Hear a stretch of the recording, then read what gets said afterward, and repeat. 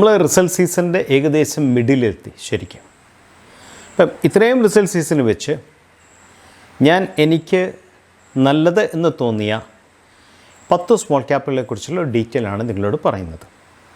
So എനിക്ക് നല്ലതെന്ന് തോന്നിയതുകൊണ്ട് നിങ്ങൾക്ക് നല്ലതാകണമെന്നില്ല. എന്നെക്കാളും നല്ല സ്റ്റോക്ക് നിങ്ങൾക്ക് കുറച്ചുകൂടെ ഡീപ്പായിട്ട് ഇവാലുവേറ്റ് ചെയ്താൽ നിങ്ങൾക്ക് കിട്ടും, തീർച്ചയായും കിട്ടും ശരിക്കും. അതുകൊണ്ട് തന്നെ ഞാൻ പറയുന്നതിന് യാതൊരു ആധികാരികതയും നിങ്ങൾ എടുക്കേണ്ട കാര്യമില്ല. എനിക്ക് നല്ലത് എന്ന് തോന്നിയാൽ മാത്രമാണ് ഞാൻ നിങ്ങളോട് ഷെയർ ചെയ്യുന്നത്. സോ രണ്ടാമത്തെ കാര്യം, ഞാൻ എല്ലാ വീഡിയോയിലും പറയുന്ന പോലെ തന്നെ this video is absolutely not a recommendation. കാരണം സ്മോൾ ക്യാപ്പാണ്, മേടെങ്കിലൊന്ന് കീറിയതിന് ശേഷം അതിനേക്കാൾ സ്പീഡിൽ താഴെ പോകാം. നമ്മൾ കഴിഞ്ഞ ക്വാർട്ടറിലും അതിൻ്റെ കഴിഞ്ഞ ക്വാർട്ടറിലൊക്കെ റിസൾട്ട് തന്നിട്ട് ഒന്ന് ബൂസ്റ്റപ്പ് ചെയ്തിട്ട് അതിനേക്കാൾ സ്പീഡിൽ താഴെ പോയ പല സ്മോൾ ക്യാപ്പുകളും നമ്മൾ കണ്ടിട്ടുണ്ട് ശരിക്കും. അപ്പോൾ എങ്ങനെ ബിഹേവ് ചെയ്യുന്നു എന്നുള്ളത് ഏറ്റവും വലിയ ചലഞ്ചാണ് small cap.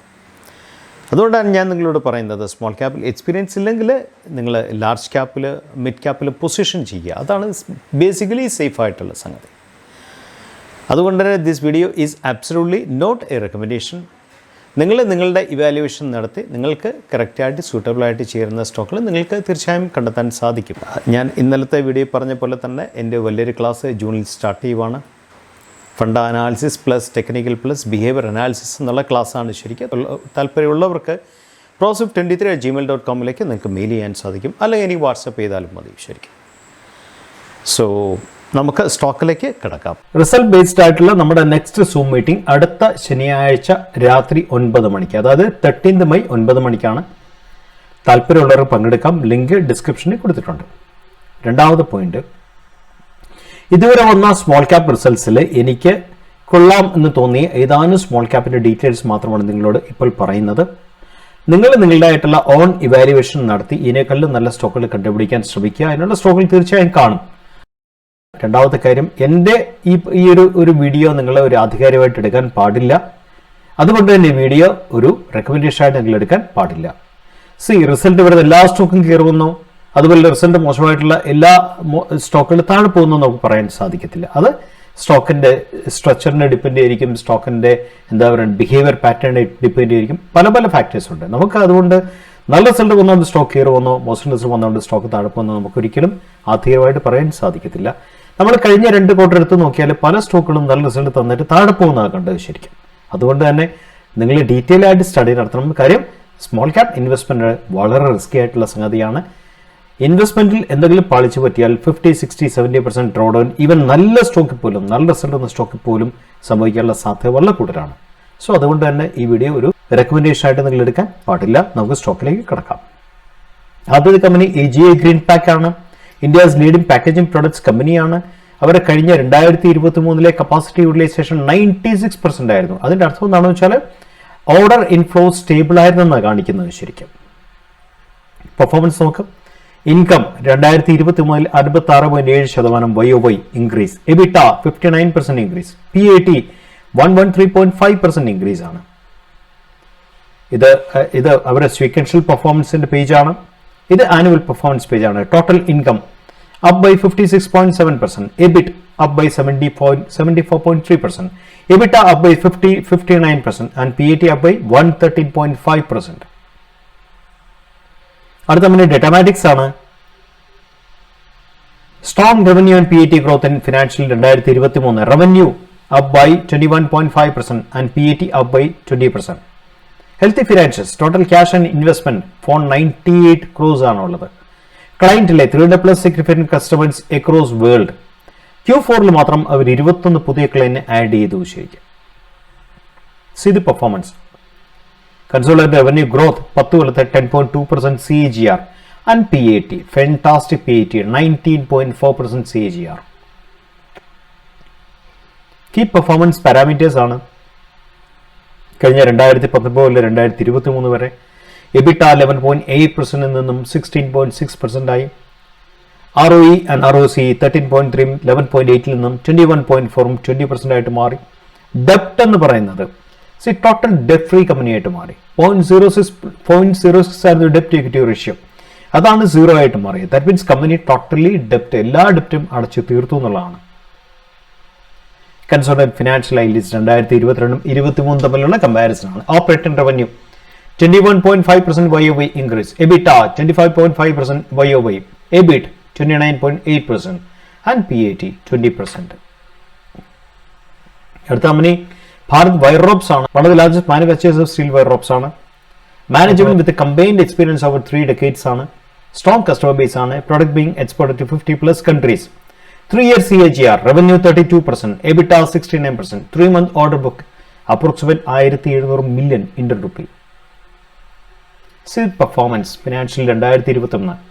Revenue up by 43.4%, EBITDA up by 123%, EBITDA margins up by 844 basis point, PAT up by 354%, diluted EPS എന്ന് പറയുന്നത് Indian rupee 9.68 ആണ്. ഇതിനെല്ലാം കാരണം എന്താണെന്ന് വെച്ചാൽ increase in sale realisations, cost optimisation efforts and reduction of interest bearing borrowings.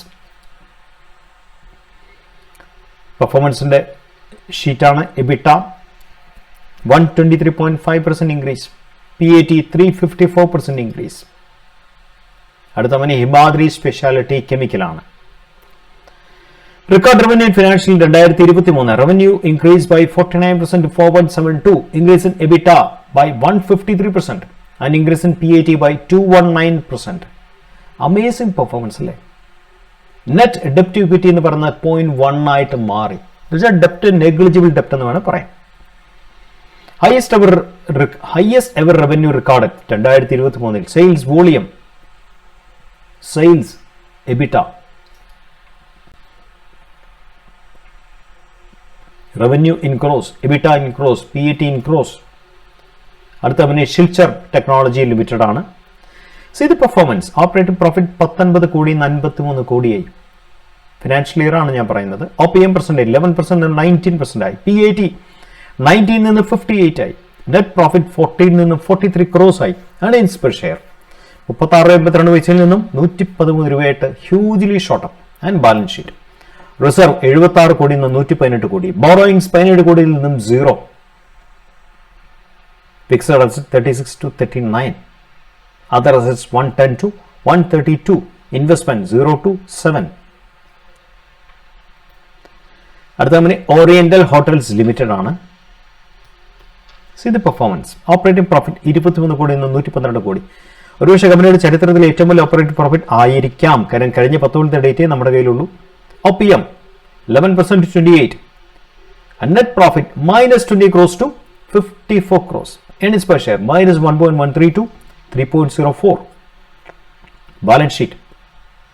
Reserve 422 കോടിയിൽ നിന്നും 521 കോടി. ബോറോയിങ്സ് കുറഞ്ഞു നോക്ക്. 250 കോടിയിൽ നിന്നും 215 കോടിയായിട്ട് കുറഞ്ഞു. Fixed asset 355 to 380. Investment 252 to 296. മോൾടെക്സ് ടെക്നോളജിയാണ് അടുത്ത കമ്പനി. സി ഓപ്പറേറ്റിംഗ് പ്രോഫിറ്റ് 20 കോടിയിൽ നിന്ന് 42 കോടി. ഇരട്ടി ആയിക്കൊണ്ടിരിക്കുന്നു അല്ലെ. OPM percentage 20 to 29. Net profit 13 കോടിയിൽ നിന്നും 29 കോടി. എർണിംഗ്സ് പെർ ഷെയർ 4 രൂപ 71 പൈസയിൽ നിന്നും 10 രൂപ 36 പൈസ. C the balance sheet. Reserve 67 കോടിയിൽ നിന്നും 98 കോടി. ബോറോയിൻസ് 6 കോടിയിൽ നിന്നും 7 കോടി. അതർ ലയബിലിറ്റി 12 കോടിയിൽ നിന്നും 18 കോടി. ഫിക്സഡ് അസറ്റ് 25 ക്രോസിൽ നിന്നും 35 ക്രോസ്. ഇൻവെസ്റ്റ്മെന്റ് 12 കോടിയിൽ നിന്നും 15 കോടി. Other assets 54 to 80 crores. സൂര്യാരോഷനാണ് അടുത്ത company. Financial 23 highlights. Revenue grew by 3%. Cash profit grew by 49%. PAT grew by 64%. And ROC 16.2 ൽ നിന്നും 22.9. ROE 14.1 to 19.7%. Reduction of debt by 176 crores in 2023. See the strength in financials. Revenue PAT 205 ൽ നിന്നാണ് 336 കോടിയായത്. Net worth 1547 നിന്നാണ് 1864 കോടിയായത്. ഡെപ്റ്റ് 580 കോടിയിൽ നിന്നും 404 കോടിയായിട്ട് കുറഞ്ഞു. കഴിഞ്ഞ 5 കൊല്ലത്തെ ഡെപ്റ്റ് നോക്ക്. 1192 കോടിയിൽ നിന്നും കണ്ടിന്യൂസ് ആയിട്ട് കുറഞ്ഞുകൊണ്ടിരിക്കുകയാണ് ഓരോ കൊല്ലവും. So company may be over period next 2-3 years ഡെപ്റ്റ് ചെയ്യാനുള്ള സാധ്യത വളരെ കൂടുതലാണ് ശരിക്കും. And Cigniti technology. Stellar performance. Company Q4 മാത്രം 12 ന്യൂ ക്ലയൻസിനെ ആഡ് ചെയ്തിട്ടു ശരിക്കും. മാർച്ച് ക്വാർട്ടറിലെ EBITDA എന്ന് പറയുന്നത് 16.1% അപ്പ് ആണ് ശരിക്കും. ആൻഡ് EBITDA നെറ്റ് പ്രോഫിറ്റ് എന്ന് പറയുന്നത് 168.32 ക്രോസും EBITDA and net profit എന്ന് പറയുന്നത് 237.76 crores-ഉം 160.32 crores-ഉമാണ് financial 2023. Grew by 83.9% and 83.5%. Offices in 9 countries, 10 plus delivery locations. Revenue 424.97 crore. See the performance. EBITDA 2022-23 തമ്മിലുള്ള comparison ആണ്. EBITDA is up by 83.9%. Profit after tax is up by 83.5% and earnings per share 32.72 പൈസയിൽ നിന്നും 61.32 പൈസയായിട്ട് കുതിച്ചുയർന്നു. Consolidated balance sheet ആണ്. Last company Anantharaj ആണ്. ശരിക്കും അവർ ഇൻഫ്രയിൽ focused ആയിട്ടുള്ള കമ്പനിയാണ് Anantharaj. Anandraj Limited has delivered over 20 million square feet of real estate projects, including some of the most well-known landmarks in NCR like Asian Games Village. Diversified portfolio across residential, commercial, retail, hospitality and social infrastructure. Performance okay. Strong financial performance as revenue grew by 100%. Strong operating cash flow generation. Operating cash flow of Indian rupee 510 million 2023. Launched Ashok Estate under DDAY in July and the project is booked over 50%. Received approval for group housing on 5.43 acres with saleable potential of approximately 1 million square feet. Completed data center setup work for initial 3 megawatts IT load at Maneswar. See the strong financial performance. Revenue 2 കൊല്ലം കൊണ്ട് grew by 56% CAGR. EBITDA grew by 82% CAGR. PAT grew by 147% CAGR. And outlook for 2024 expanded township, deleveraging balance sheets. Debt free ആകാനുള്ള എല്ലാ ഫോക്കസുമാണ് company ചെയ്യുന്നത്. ശരിക്കും data centre commissioning and group housing. Friends, നിങ്ങൾ ഈ സ്റ്റോക്കുകൾ കണ്ടു കാണും എന്ന് ഞാൻ വിശ്വസിക്കുന്നു. ഞാൻ വീഡിയോയിൽ തുടങ്ങിയ പോയിന്റ് തന്നെയാണ് പറയുന്നത്, സ്മോൾ ക്യാപ്സ് ആണ്. This is absolutely not a recommendation. ശരിക്കും നിങ്ങളുടെ ഇവാലുവേഷനിൽ നടത്തിയിട്ട് നിങ്ങൾക്ക് ചേരുന്ന എന്ന് തോന്നുന്ന സ്റ്റോക്കുകൾ നിങ്ങൾക്ക് തീർച്ചയായും നിങ്ങൾ സെലക്ട് ചെയ്യാം. സൈനിങ് ഓഫ് മറ്റൊരു വീഡിയോ ആയിട്ട് നമുക്ക് വീണ്ടും കണ്ടുമുട്ടാം.